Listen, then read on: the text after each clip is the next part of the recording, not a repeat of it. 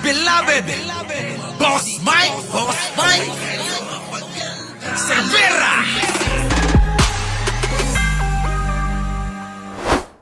Eto na, dito na tayo mga kababayan.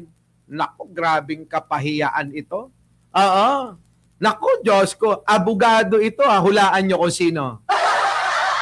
Sino ang abogado na ito? DDS lawyer, pinahiya yung mga kapwa DDS, katulad ni Argo. Ay, grabe. Magalit ka rito, Argo. Oo, magalit ka rito. Pag hindi ka nagalit dito, ewan ko na lang sa'yo. Ready ka na ba? Hindi si Jim Matibag. Hindi naman DDS si Matibag eh. Eto hanggang ngayon, DDS pa rin eh. Eto, Argo, para sa'yo Makinig ka maigi pasok! Gaslight galing sa Tingnan nyo mga kababayan Pakinggan ninyo kung paano ipahiya. Nako! Mga kababayan ko. Hindi ako nagnakaw.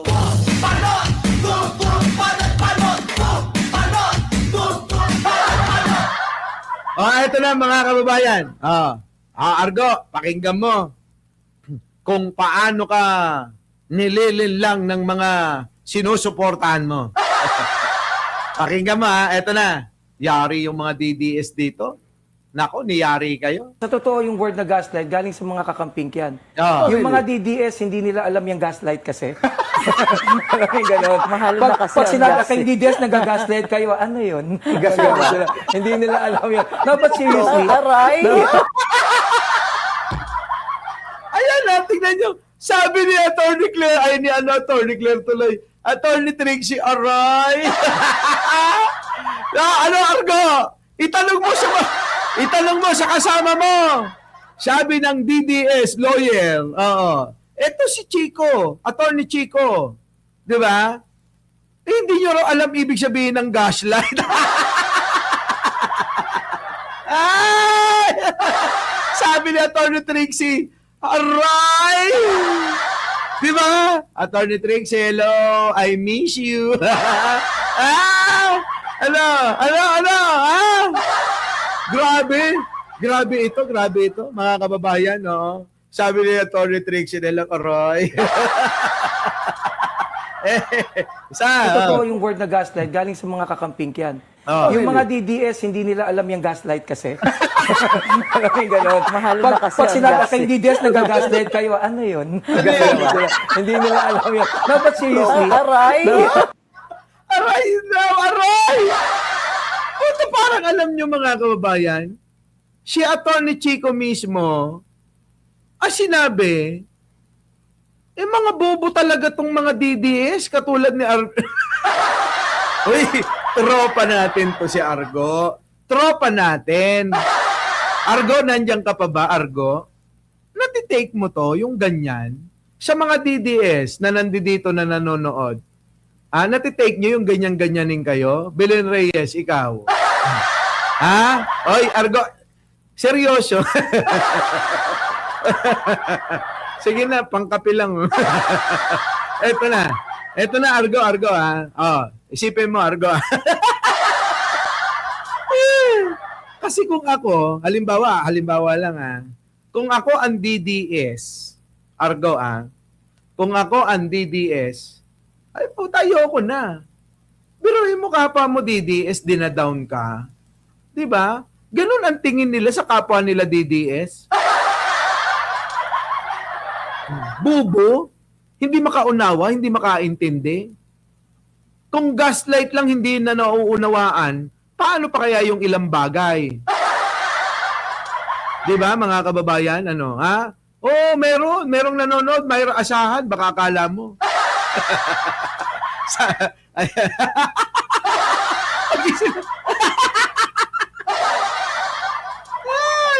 Uy, inganyo nyo na nga yan si Argo. Oo. Kaysa ginaganyan kayo. Ang matalinong tao, hindi papayag na sumasama sa ganyan.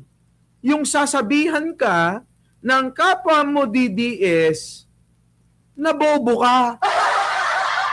Tingnan mo si Attorney Claire, Tingnan mo si Yusik, Yusik hindi, Attorney Trixie, dating secretary ng PCO. Anong ginawa? Aray. Napaaray na lang mga kababayan eh. Di ba harap-harapan? Harap-harapan, binanatan ni Attorney Chico yung mga DDS tapos nasa harap si Attorney Trixie Cruz Angeles.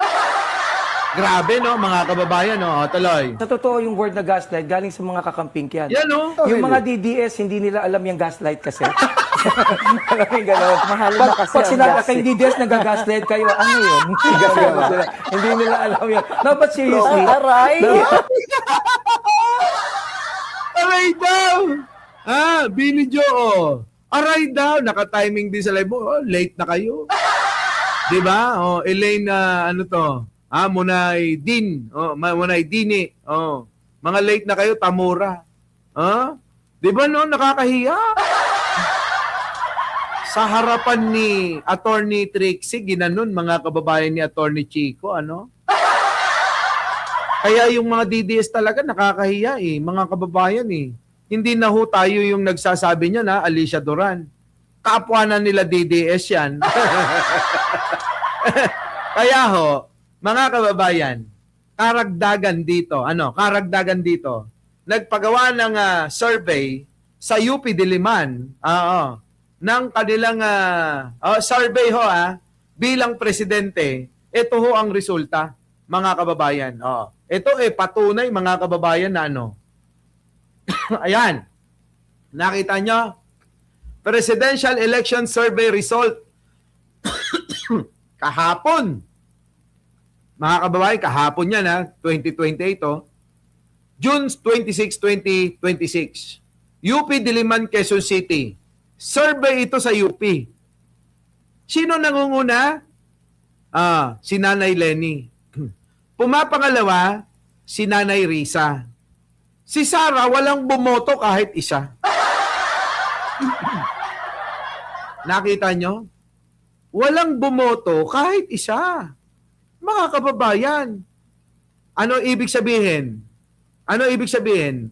Nick Daichoco, ang ibig sabihin nito, tama yung sinasabi natin.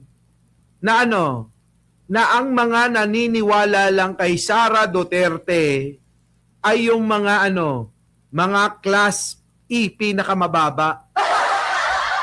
Bakit? Alam naman natin na ang lugar ng UP Diliman puro mga matatalinong tao. Tama? Tama? Ang UP Diliman, ang UP mismo, ay lugar ng mga matatalino. Mga scholar ng bayan. Di ba? Ngayon, ang tanong ko sa inyo, mga kababayan, sa survey na ginawa ng isang survey company, pinalabas na natin ito ng matagal. Ano yon?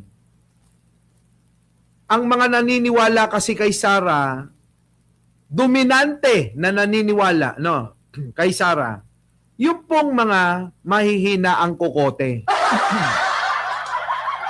Di ba, no? Yung mga bobo, Boss Mike, paniwalang-paniwala kay Inday Lustay. Ayan. Di ba? Pinay paparazzi, gaslighted si Sara. Totoo! Totoo! Nag-gaslighted, mapanlin lang si Sara Duterte. Di ba? Ayan, may naniniwala kay Sara, tanga, gano'n. As in tanga, gano'n. Grabe, no? Ngayon, alam nyo na mga kababayan ko. Kaya mga kababayan, hindi na ho maiiwasan, Ronnie de Guzman.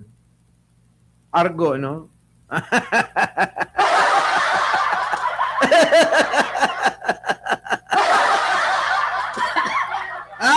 Ayaw ni Argo ito Sorry Ayaw ni Argo. 0 mga kababayan na nakuha ni Argo Alam mo na ngayon, Argo. yung mga matatalino ayaw sa bobo katulad ni Sara. Kasi alam nila yung lakad. Kaya nga sabi ko sa inyo, mas matalino pa kayo kay Sara, tapos gusto niya siya yung presidente. Oh, di ba? Ano? Jojo Chavez, ano? Kasi nagdatingan kayo, imbis na tapos na ako eh. Oo, sa totoo lang, ito sila Jayjay, ito sila Jojo Chavez, yung mga bagong dating, sila Don Lopez. Imbis na tapos na ako, PBBM lang malakas. Oh, late ka na naman. Di ba? Imbis na tapos na ako eh. Nagsidatingan kayo eh.